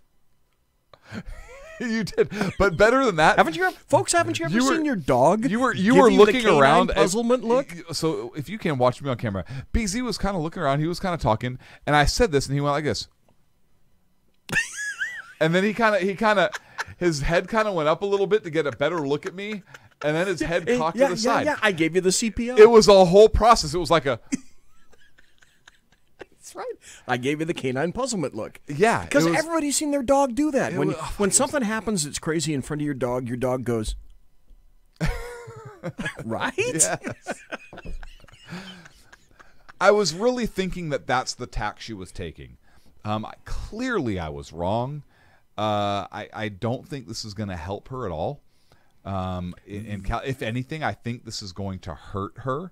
Eventually, it's going to. But I do. I think it's going to hurt her with moderate voters in California who are looking at Cox over Newsom, who are really looking to make a choice between her and batshit crazy De Leon. And this just put her in the batshit crazy category, so they can either go with old batshit crazy or new batshit crazy. Let's go with new batshit crazy. She won't give the information. That was my aside, but she won't give any of the information over to the Republicans in terms of the whole unredacted letter. She doesn't seem to. You're a senator. Advise, and consent. That's your fucking job. So you need to operate within the Senate as a whole, not this, I'm holding on to mine and you can't see this, because ultimately they're just going to say, fuck you then, and we're going to vote on it. I think that it's very telling that this professor out of Palo Alto, liberal Bay Area, California, hasn't come forward in 35 years? 36 years. 36 years. How many freaking appointments? How many judges? He's had 6 different backgrounds and investigations done. Now she's saying we want the FBI to look into this. This is Clarence Thomas all over again. It's the same playbook. Yes. It is the exact same playbook. Yes, and they thought it would work in 1991, and it didn't. And then we had Robert Bork in 1987, and that's where we got the verb borked from. It didn't work in 1991. I think this is going to end up coming around and biting everyone in the ass. But let me throw this out to you. And everyone meaning the Democrats, correct? The Democrats. Let me throw this out to you, and then I'll go over the timeline a little bit. What I think Dianne Feinstein is doing is she's confused and she's uncertain which way to go. She's dying for relevancy right now. She and Pelosi are in a terrible condition right now. And the only reason that they don't exit stage left is because of their ego. Their ego needs to keep them in place. You can't push me out until I'm ready to go. So what I think happened is she ended up releasing this information because they said, okay, well, it got leaked to the media and the media picked it up and they got her name. How did it get to the media? Dianne Feinstein. Who would have had to leak that? Or the that's FBI. Right. Her office. Or the FBI. It came out of her office. Or the FBI. Maybe. But I think it came out of her office. I think it came out of her office, too. So I just said that because of the massive media I know. Stroke and Page. We didn't even get to them tonight. I know. Oh, my God, that's a story for another day, too. But I think what happened, folks are upset that this woman, Christine Blasey Ford, a professor of psychology in Palo Alto, which is interesting by itself. Yeah, that's a story for another day. She's a massive leftist. Her family is massive leftists. And They're saying it's the Republicans that screwed her over. No, it's the Democrats who screwed her over because she initially insisted on remaining anonymous. The people that unmasked her weren't the Republicans. It was the Democrats themselves for political purposes. So if she ends up if she's been run over the rails, and to a degree I agree that she has, then it's their fault. Do you think it happened? I'll tell you what I believe. I believe she thinks it happened, but there's a Grand Canyon full of difference between thinking something and knowing something. Now, do you really think she believes it happens, or do you think that she does not want Brett Kavanaugh in this position because she's a massive Bay Area leftist and she concocted? She told nobody. She told a family psychotherapist in 2012. How do we know that? But here's the other thing. How do we know that? That's a great question. Is that just her or her husband saying that she said this? Can I, in terms of propaganda, because one of the things we know about Joseph Goebbels is the fact that a lie repeated often enough becomes fact. Yes.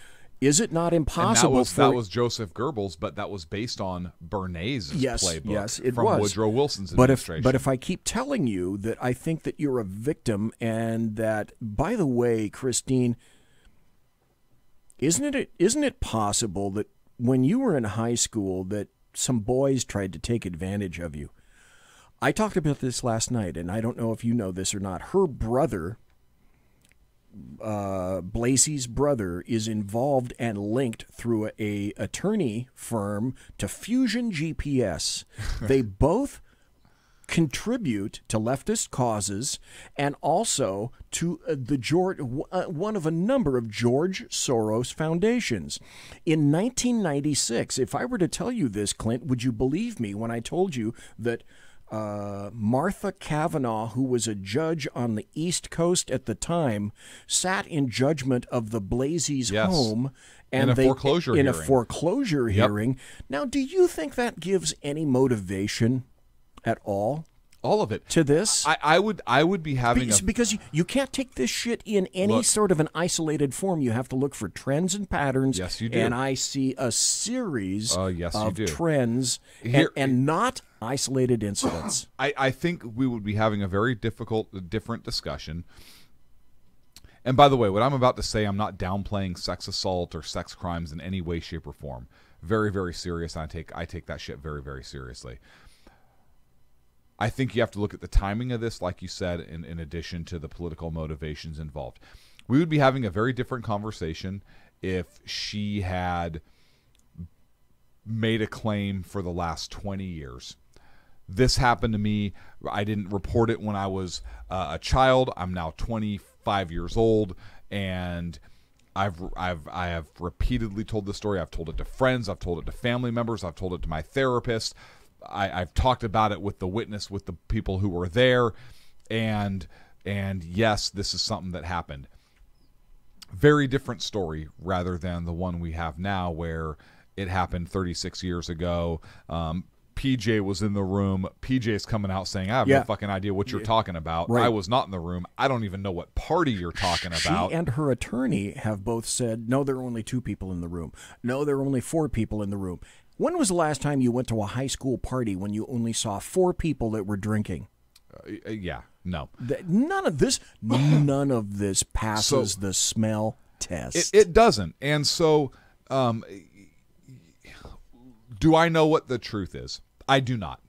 I wasn't there. I didn't know them in high school. I don't think we'll ever find out. I don't think we will either. However, what I do know is Brett Kavanaugh's people that are rallying to his support, leftists who have supported his nomination. He's been through 6 FBI backgrounds. There's nothing criminal. He was a minor. If this even happened, he was a minor at the time. There's nothing for the FBI or any jurisdiction, any other agency to investigate criminally. Discover. But the question is, tell you what, damn it, we're going to have to take a break. And I really do want to take a break now because I desperately want to continue with this conversation because this is a great conversation. Okay, tell you what, we are going to take that break and we're going to come right back with Kavanaugh because I've got a ton of things to talk about, and I'm sure that you do too. And so, folks, a bunch of promos. This is the last set, I swear to God. And then, until next week. Yeah, until next week. And then, but I'm not here next week. Oh, that's right. We may not have a show. Okay, but that's okay. We'll deal with that later. But anyway, we're going to go to the promos and Sackheads Clint and Sackheads BZ. Boy, do we have more stuff to talk about when we come back. You are listening to the Sackheads Against Tyranny right here live and direct in the SHR Media Network. Conservative media done right. You're listening to the SHR Media Network. Hey, it's Sean from the Sackheads Radio Show. Also one of the owners here at the SHR Media Network. Are you opinionated? Have you ever wanted to do your own show? Have you ever heard somebody like the Sackheads and go, yeah, I could probably do that better? Well, now's your chance. Send me a 5-minute clip at sackheadsradio@gmail.com, and maybe you can be part of the SHR broadcasting team. sackheadsradio@gmail.com.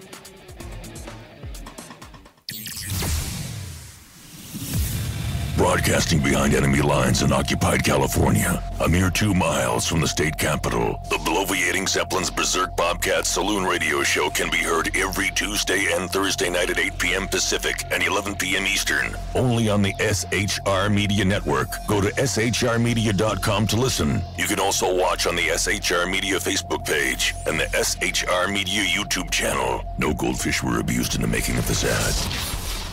When dirty politicians, shadow governments, and deceptive Islam blind the world with fake stream media smoke, their only fear is one man with a cane. I'm Dave Milner. Join me through shrmedia.com, highplains.talkradio.com, and the Western Free Radio Network at Spreaker, YouTube, and iTunes for a different perspective weekly on the Unpleasant Blind Guy. And catch me on Jeff Mitchell's EDL Radio on blogtalkradio.com. There's no surrender ever, because truth is not always pleasant. Hey guys, it's Sackhead Clint. I'm excited to tell you about a brand new show here on the SHR Media Network. I'm teaming up with the one and only all-powerful, the bloviating Zeppelin, sitting here to my left, bringing to you a fresh new show here on the network. It's Against Tyranny. And we'll be picking up where the Sackheads left off. Excited to be with you, sir. Sackheads Against Tyranny. We're going to chat. We're going to chat Wednesday nights. Sackheads Against Tyranny. Wednesday night, 11 p.m. Oh, it's the same time, right? 11 p.m. Eastern, 8 p.m. Pacific. Same SAC time, same SAC channel. Yep. SHRmedia.com. See what I did there? It's your business diva here, Melanie Collette. I am inviting you to a front row seat as I discuss some of the most intriguing details of wealth and finance with today's movers and shakers in the world of business. Listen in and discover financial truths on a global, domestic, and household scale. Uncover topics that will impact your wallet today and in the future. Money Talk with Melanie airs Monday through Friday, 5 p.m. East, 2 p.m. West, right here on SHR Media and High Plains Pundit Talk Radio. You can't afford to miss it. Human by race, Christian by faith, American by nationality, and conservative by choice. Reverend Ralph J. Chittum Sr. is the right guy on SHR Media from 8:05 to 9 p.m. Monday through Friday. And if on the rare occasion I am ever wrong, I will still always be right. The right guy on SHR Media. Hey, this is Michael Wright. And I'm Shannon Wright. Join us for The Right Way with Shannon and Mike, Monday through Thursday from 7 to 9 a.m. right here on SHR Media. Why are they joining us? For fun things like sports, politics. Oh, maybe some news and entertainment? And all kinds of other things. Money and recipes and events, all kinds of stuff. Yeah, so join us Monday through Thursday, 7 to 9 a.m. here on shrmedia.com. Hey, BZ. So the plan's working. You got rid of Sacco. Sean is now stepping away. I never even saw him. And I know, and insidious. You know, we talked about this for, for the last 3 years. and finally coming to fruition. You know I'm still in the room, right? It's almost like he's here still. Did you hear that? Yeah, it's kind of. It's amazing. It's kind of at you. It's kind of eerie. Kind of a poltergeist. Like a poltergeisty thing. Yeah, sackheads against tyranny. You're listening to the SHR Media Network. Okay, this is the final 25 right here in the Sackheads Against Tyranny show. 24? Okay, you're Final 24. Final 24 minutes.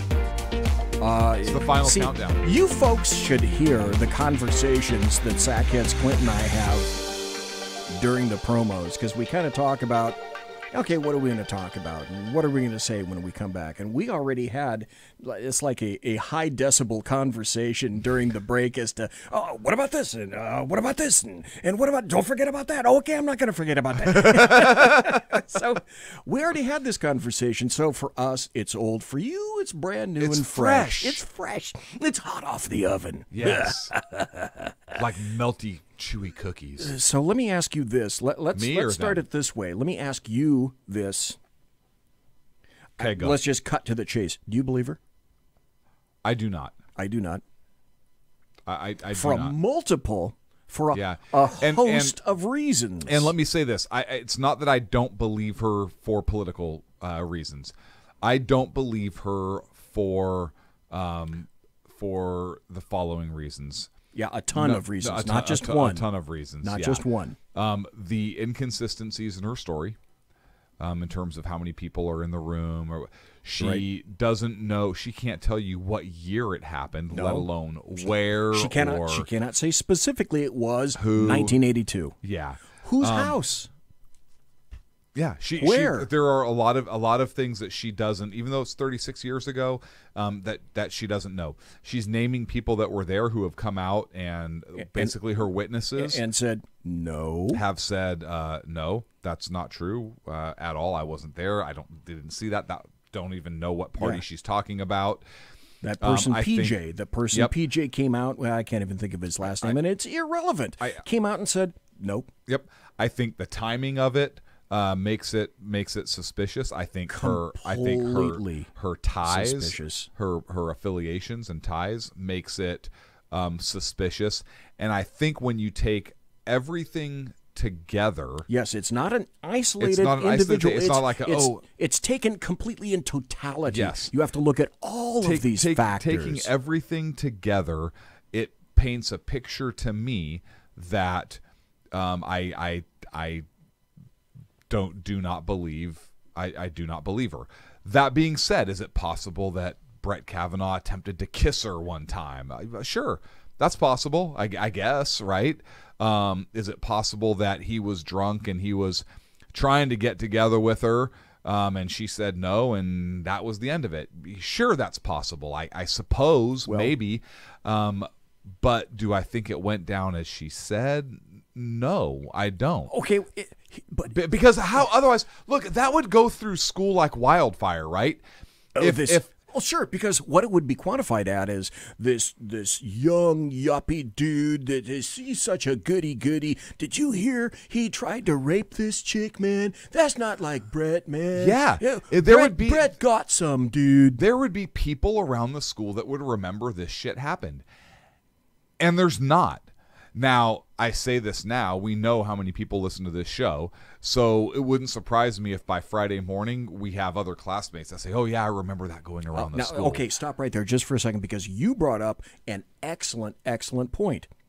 What do we know? Let's contrast, as my university professors used to say, let's contrast and compare. Mm-hmm. Let's contrast and compare this to basically the entire creator of the Me Too movement was Harvey Weinstein. When Ronan Farrow initially reported on the one individual who came out and had the guts to point at Harvey Weinstein, what happened after that? People came out of the woodwork. The floodgates opened. People came out of the woodwork. Okay, so out of things like that, out of those cases, Cosby as well, although Cosby is an entirely different set of circumstances. Yeah, but you had multiple people start coming out. So that's the point. In circumstances like this, what do we see? We see diametrically opposed reactions, and that is, We see the floodgates opening, and lots of people, now that someone else came out and said, oh, this is what happened, then other people feel emboldened as if they can come out and say, well, all right, I didn't want to talk about this, but now that X said this, I feel a little bit more comfortable. Do you see any of that happening with Kavanaugh? Not yet. So that's the other poll. Not yet. Okay, but now that they start thinking about this stuff, but with this passage of time, because this has been an issue in 2 weeks. Yep. 2 weeks these days is like 2 years. 3 years ago. Yeah. Which means that all sorts of crap can happen, but I hear this. I hear crickets chirping in the field. Freed eat. That's a frog. Well, that is. I hear frogs chirping in the ponds. Freed eat. Because don't you think that, Gesundheit, that other people would be just like the Me Too movement, emboldened to say, oh, well, she came out and Brett Kavanaugh, this yuppie dude, he did this to me too. I would seeing that. I would think that, or hey, I remember when that shit went down at school, and that was the topic of the senior class we talked about that for a long time because Brett thought he was such a goody little arrogant little bastard. We're gonna get back at him, man. Yeah, you don't see that. You're not hearing that. You don't see PJ. So you don't see PJ coming out and saying, "Oh yeah, I really'd rather not talk about it." Yeah, I don't remember everything. I was there, but they were mutually kissing. Yeah, and there was none of that shit. He wrote a letter to Chuck Grassley and to Feinstein and said, "I have no fucking idea what you're talking about." Well, and Mark Judge, the other guy that was allegedly there, I think wisely said, "Monday, testifying? No, not going to be there. I don't want to be subject to the circus that's going, because this would be, again, just like the first day of the hearings of Kavanaugh. Oh, it'd be a total 2 weeks circus. ago. It's like kabuki theater. Yep. It's theater of the absurd, and that's exactly what would have occurred on Monday. Now, the other thing we were saying, and I love how Kavanaugh was like, "Oh yeah, I'll come back." Oh, see, I will. And that's another thing that, again, taken in totality, not a series of little isolated incidents. Beantown Billy says, gay frogs at that. Now what if Kavanaugh came and said, "Oh, you know what? I've already testified. I don't want to come back. If she's there, there's no need." That's not what he's saying. No, he's saying, you tell me where to appear, and I will be there. I'm there. Yep. I'm absolutely there. Now let me tell you another thing, folks. Well, here, let me back that car wash up a little bit. Let's talk about the timeline, because we'll get back to various motivations. We got 16 minutes. But this timeline answers a lot of questions, I think. Okay, so Dianne Feinstein, she's that senior Democrat member of the Senate Judiciary Committee. She had a written statement in her possession from a woman accusing Kavanaugh of misconduct when they were both teenagers. We discovered that she wanted to be anonymous, and that was weeks in July. That was literally weeks before Kavanaugh ever came to Congress for the hearings. By the way, can you imagine if teenage behavior becomes the basis for which we disqualify any presidential? See, the doors. Can you imagine the doors that are being opened right now? Yeah, and people want us to walk through. Yeah. Sorry, I didn't mean to interrupt. That's oh my God, that's an issue for another day, which we may in fact get to. Okay, so what happened is Feinstein didn't turn the letter over to the FBI, which would have had the authority to sort of discreetly interview the woman making the allegation and try to assess that allegation's legal ramifications for a public figure, meaning Kavanaugh. So Feinstein and other Senate Democrats who presumably knew about the letter, this is the telling point for me. They didn't ask Kavanaugh about the allegations they knew had already been made against him in literally hundreds of hours of closed and open testimony and thousands of submitted questions and rebuttal questions. They had the opportunity to do this, but failed, I think, purposely to do so. Feinstein held the letter until after Kavanaugh's hearing was concluded and a vote for him was all but sure. He was all but sure that he was going to get past the nomination. And so they first mentioned this letter. Feinstein first mentions this letter in a press release to journalists, where she knew the case was going to get litigated in the arena of the public opinion. Yep. Right? Okay, and not within the halls of the proper investigatory realm where it should have been, of the Senate giving the Judiciary. person accused a chance to rebut himself. Yep. Okay. That investigative body and those people who deliberate, basically whose job it is, it's their job, as you said, to investigate those claims. So Kavanaugh, because Kavanaugh was never asked about the accusations or his relationship with the accuser, in days and days of questioning by the Senate, Kavanaugh had no idea what the allegations even were. The accusations, they lack, as you mentioned, a specific time and a specific place. What the fuck? She cannot even tell you the specific year, making them existentially impossible for Kavanaugh to defend against and to at least give him some time to try to find an alibi or a reasoning. So that, again, was purposeful.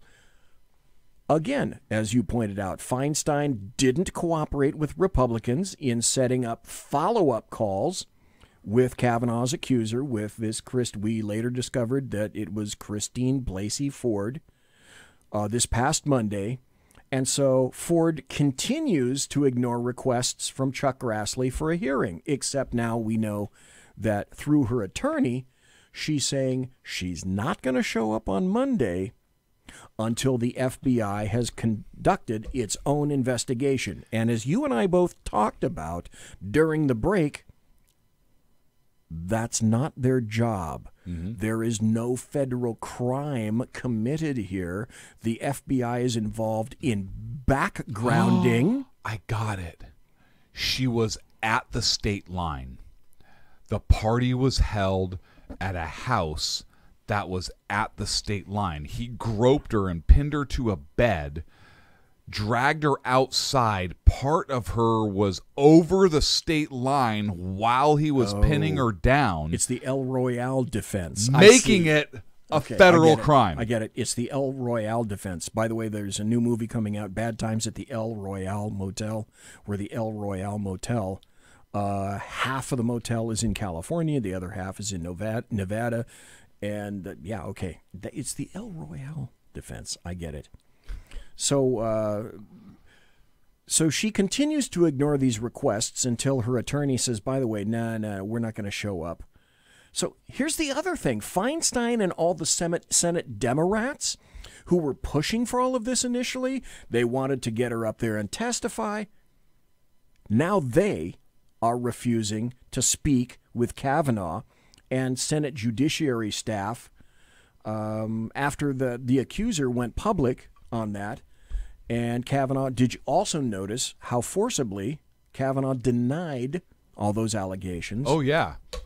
You have stop signs and everything. Oh, yeah, as in categorically, period, end of statement. I don't know if you heard this chick's, her mouthpiece said that. Isn't this the same attorney that totally downplayed Bill Clinton and Ted Kennedy and exactly. She's known to support whistleblowers. Ted Kennedy killed a woman. Yes, purposely walked away. Ted Kennedy can swim like a champ. He swims like a fish.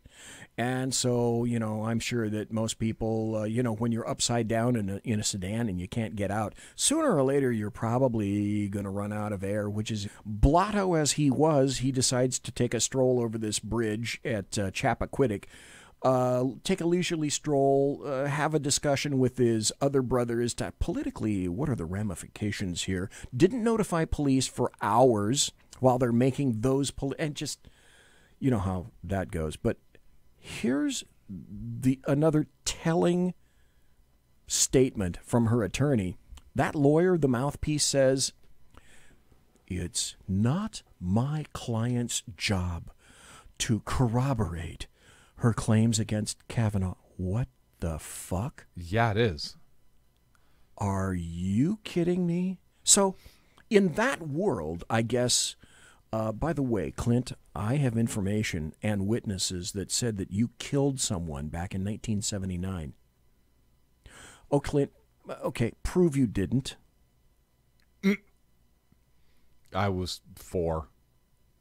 No, that's immaterial. Prove that you didn't. You can't prove a negative. No, exactly. That's my point. You cannot prove a negative. Mm-hmm. So all the people that I spoke about during the break, I said that there are 4 Republicans on the bubble. Yes. Who have pretty much all, Murkowski, Collins, Flake, and another Corker, Bob Corker. Bob Corker, okay. That's the other guy I was thinking of, who have essentially said together in concert, we really hope she shows up on Monday. But if she chooses not to show up on Monday, that's on her. Our impetus is pretty much to go ahead with the summary of the hearings, and we're going to have a vote. And that's as it should be. I can't think of anybody in any other situation where Chuck Grassley would have gone out of his way like he did to say, hey, you don't want to come to us? We'll come to you. We can do it in public or in private. That option has never until now been on the political table for anybody. And I think it's because he knows it's complete bullshit. And wouldn't you suspect that's another reason, another motivation why Feinstein won't release that letter, because there are no clear and specific details in that about what happened. Mm-hmm. And wouldn't that stand to lead you to conclude that's the reason she's not going to appear on Monday, because her attorney essentially has told her, if you're investigated by the FBI and it's determined that you lie to the FBI, they might Manafort your ass. Yeah. Or Stephanopoulos your ass. And I don't think that she wants her client subjected to the straightforward questions that will be asked. And they will be straightforward. And they will be very straightforward. And you can be a nice person. You know, people were saying, oh, the Republicans are going to screw this up if they can't be evil. Well, you don't have to be evil. You can say it in a very nice way, but just ask pointed questions. Logical questions. Yeah. And everyone knows, I believe, she won't be able to answer these questions. She's already saying now she can't answer these questions. Yeah. I don't think she can answer her questions. She doesn't seem believable or credible to me. Am I calling her a liar? No. Well, no, because I don't know her. But I don't believe her to be credible. I don't believe what she is saying, based upon everything we already discussed. Let me throw these additional questions out to you, and I'm going to be really curious as to how you react to these. 6 minutes. Back in August, she takes a polygraph, and she lawyers up. But she wants to remain anonymous. So why take who administers the polygraph? Yeah. Who administered the polygraph? If you want to remain anonymous, why do you lawyer up? Why do you take a polygraph? Let me tell you something else that you may or may not know. Well, who administered the polygraph? Now that. Why do you want to take a polygraph? Yes, thank you. And why do you keep going? There you go. Why would you voluntarily take a polygraph unless you know people are going to call bullshit? You're voluntarily taking a polygraph, very easy to prepare for and beat, which is why they're not admissible in court. Yeah. Polygraphs are garbage. And why do you feel the need to lawyer up if you're a victim? Wait for it.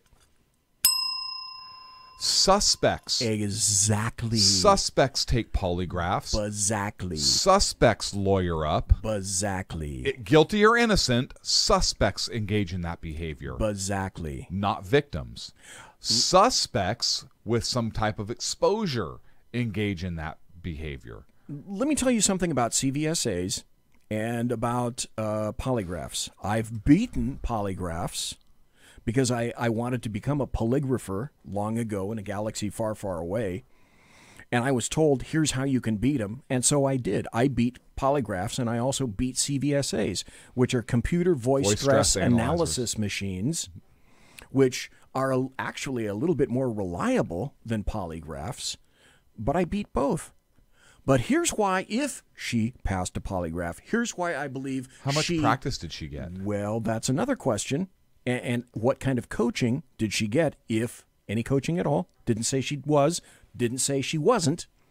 But it all depends on the polygrapher and what questions you ask and your baseline questions. And then when you transfer over to the much more pointed questions, and then you ask a series of questions, basically the same question in 10 different ways, et cetera, et cetera. But if you and your brain housing group fervently believe that X happened, whatever X is, you're going to pass a polygraph. Mm-hmm.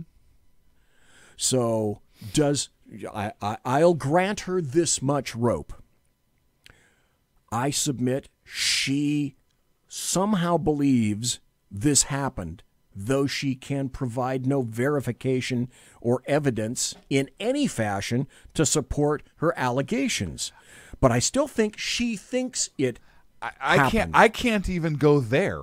Even with a polygraph, and I understand what you're saying about if you believe something in your mind, whether it happened or not, you'll pass it. I understand that, but I believe you can also pass that thing if you have several practice runs. We don't know who administered the polygraph. We don't know if it was her attorney. I do not know. How many polygraphs did she take before she ultimately passed one?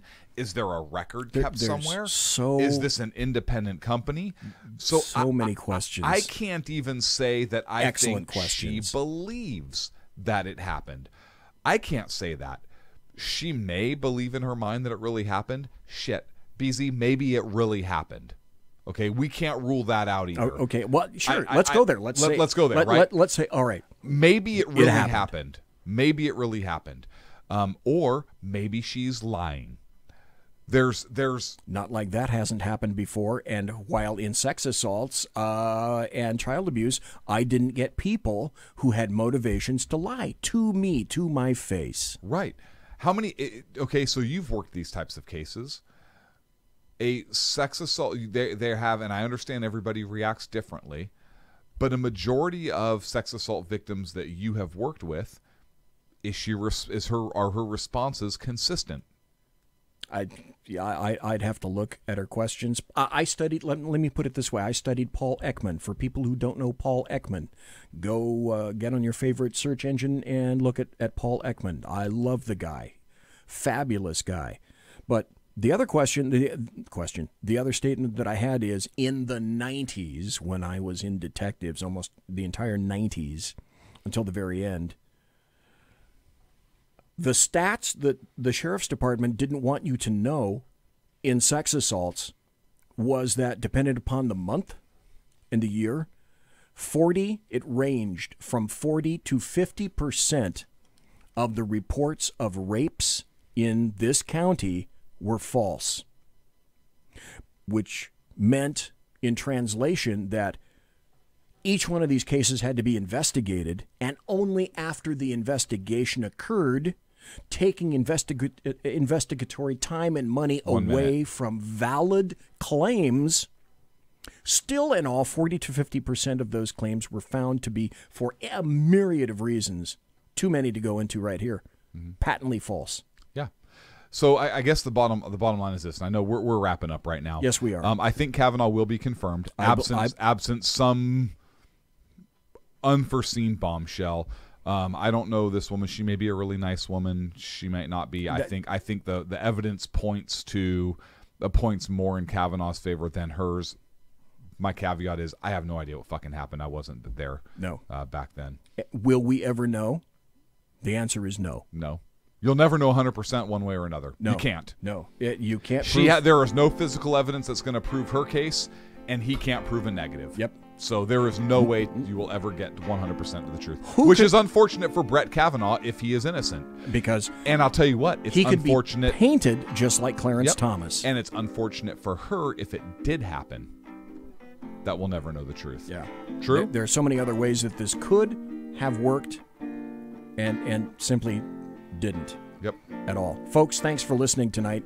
Thanks to Mike, to Dave, to Whiskey Dale, to Mary, to Beantown Billy, to ACOG, Beantown Billy, and ACOG, new guy in chat. We'll be back next. Well, we may not be back next week, but I will not be here next week. But the Bloviating Zeppelins Berserk Bobcat Saloon Radio Show. We'll have a special show that night. Will be live and direct tomorrow night, 8 p.m. Pacific, 11 p.m. Eastern. God bless people. Take care. Be safe.